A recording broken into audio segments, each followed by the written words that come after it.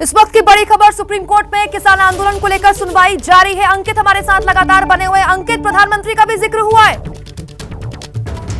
जी बिल्कुल, प्रधानमंत्री का जिक्र करते हुए जो है जो वकील एमएल शर्मा है जो कि एक दावा कर रहे हैं कि वो किसान संगठनों से बात करके आए हैं। उन्होंने कहा कि किसान संगठन ये भी चाहते हैं कि आखिर प्रधानमंत्री सामने क्यों नहीं आ रहे बैठक में, जिसके बाद में सॉलिसिटर जनरल ने बीच में इंटरप्ट किया। उन्होंने कहा है कि ये कृषि मंत्रालय से जुड़ा हुआ मामला है, कृषि मंत्री लगातार बातचीत कर रहे हैं, तो ये जो है प्रधानमंत्री का यहाँ पर आने का क्या औचित्य है। जिसके बाद में मुख्य न्यायाधीश ने भी कहा है कि हम पीएम से तो नहीं कह सकते ना कि वो इस बैठक में शामिल हो, तो इस तरीके की बातें ना की जाए।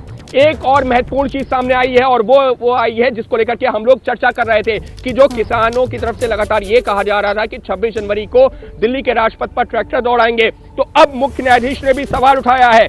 मुख्य न्यायाधीश ने क्या कहा है? मुख्य न्यायाधीश ने कहा है कि अभी ये सुनने में आ रहा है कि गणतंत्र दिवस कार्यक्रम को बाधित करने की तैयारी हो रही है।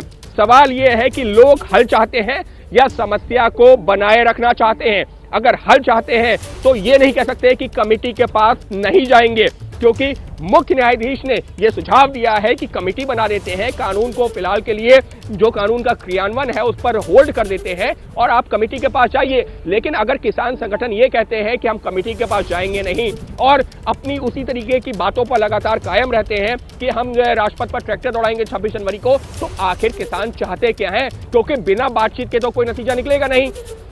और कमेटी बनाने का मेन मकसद क्या है? कमेटी बनाने का मेन मकसद ये है कि बातचीत हो। तो साफ तौर पर कोर्ट की चिंता यही है कि बातचीत कैसे शुरू हो। लेकिन जो एमएल शर्मा साहब जिस तरीके से दलीलें दे रहे हैं उससे कोर्ट भी बहुत ज्यादा खुश नजर नहीं आ रहा है। कोर्ट का भी यही कहना है कि बातचीत का रास्ता खोलना होगा। हमको ये नहीं समझ में आ रहा है कि क्या वो समस्या को बनाए रखना चाहते हैं या उसका जो है कोई समाधान भी चाहते हैं। तो ये टिप्पणियां जो मुख्य न्यायाधीश की है निश्चित तौर पर कोर्ट की गंभीरता को भी दिखा रही हैं।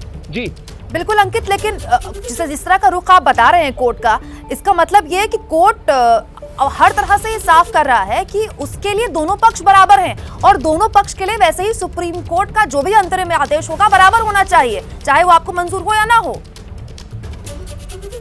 निश्चित तौर पर कुमकुम, और वही एक बैलेंस तरीका भी कहा जा सकता है, क्योंकि किसानों की मेन आपत्ति क्या है कि उनको नुकसान होगा।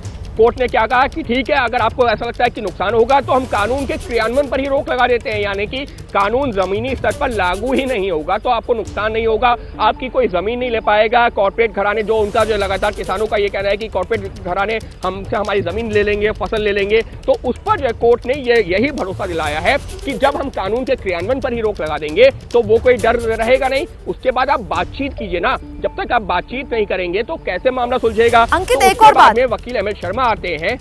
जी अंकित, एक और बात, दिल्ली पुलिस के हलफनामे का जिक्र आपने किया था जिसमें लॉ एंड ऑर्डर को लेकर कहा गया था कि अगर 1.5 लाख ट्रैक्टर दिल्ली एनसीआर में आ गए तो फिर लॉ एंड ऑर्डर का क्या होगा। इसको लेकर क्या सुप्रीम कोर्ट का रुख रहा अभी किसानों की तरफ से? जी उसमें जो है किसानों की तरफ से बस उस पर अभी कोई साफ बात नहीं कही गई और केंद्र सरकार ने वही जो है सवाल खड़ा किया था कि क्यों नहीं हलफनामा देते कि 26 जनवरी को दिल्ली में ट्रैक्टर रैली नहीं करेंगे। एक अपडेट आया है कुमकुम, वो महत्वपूर्ण अपडेट वो ये है कि मुख्य न्यायाधीश ने कहा है हम कानून का अमल स्थगित करेंगे लेकिन अनिश्चित काल के लिए नहीं। हमारा मकसद सिर्फ सकारात्मक माहौल बनाना है, उस तरह की नकारात्मक बातें नहीं होनी चाहिए जैसे कि एमएल शर्मा ने आज की सुनवाई की शुरुआत में की है।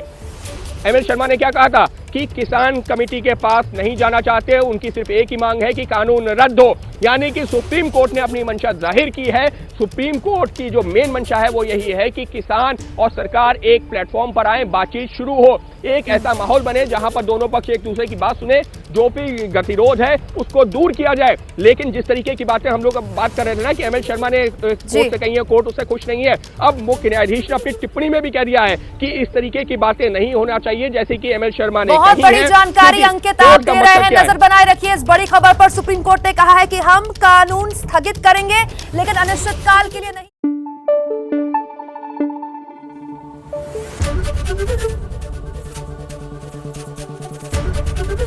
एबीपी न्यूज आपको रखे आगे।